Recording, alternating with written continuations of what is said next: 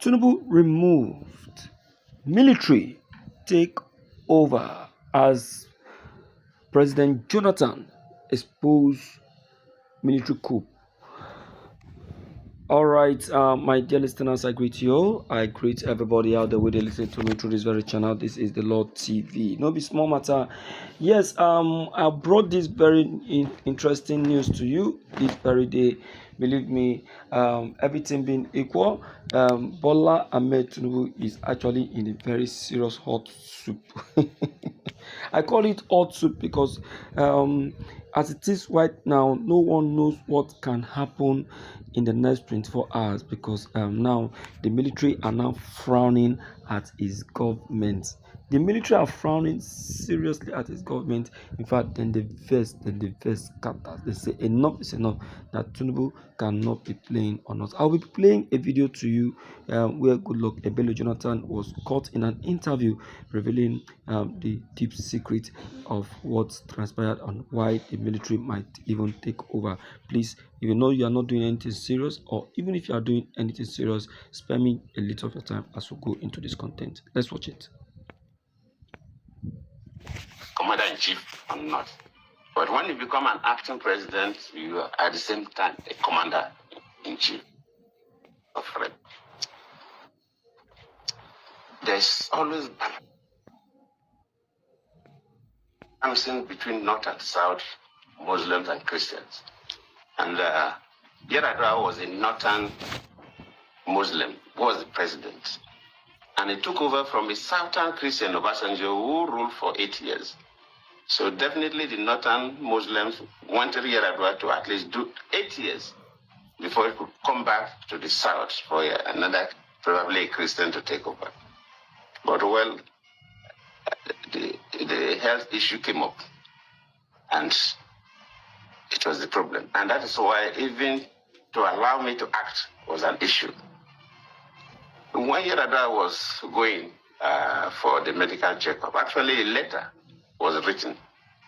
Of course, the Constitution says that for the Vice President to act, the President would send a letter to the Senate and the House of Reps informing them.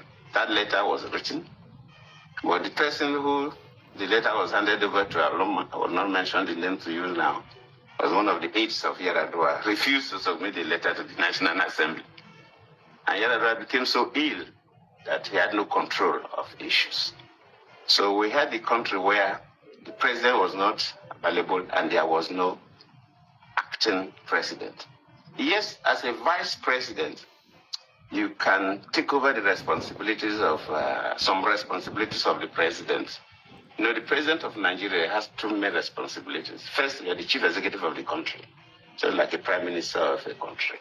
That the vice president can assume, you don't need any transfer.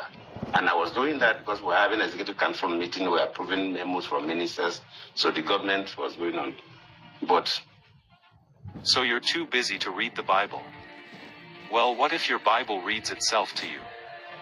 Well, that's exactly what this app will do. It gives you the option of... There was no commander-in-chief. This is the second responsibility of the president of Nigeria, besides being the executive head of the country. And there's nothing like acting commander-in-chief. Either you're a commander-in-chief or not.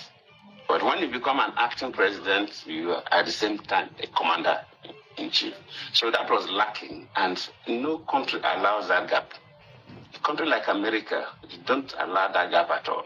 If American president wants to, even if it's a Whitlow, that he require anesthesia, that he will be off for 5 minutes, he will hand over to the vice president. Yes.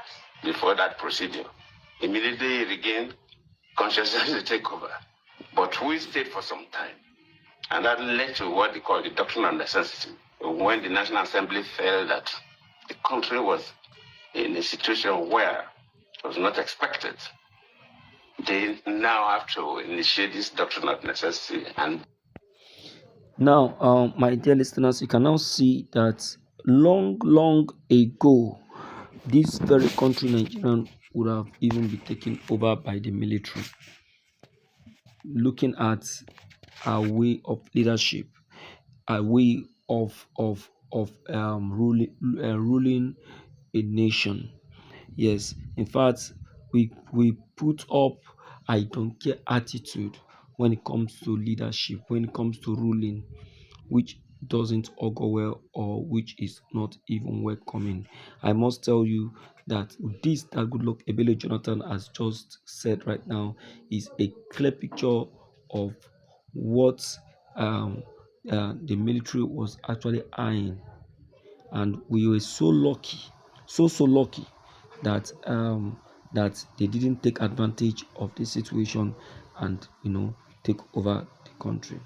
Everything being equal, my dear listeners, I greet you. I salute you all. Thank you so much for giving me this very opportunity um, to reach out to you once again through this very channel. Please don't forget to like, subscribe, comment, and also send us messages to get updated each time we upload any new videos. Thank you.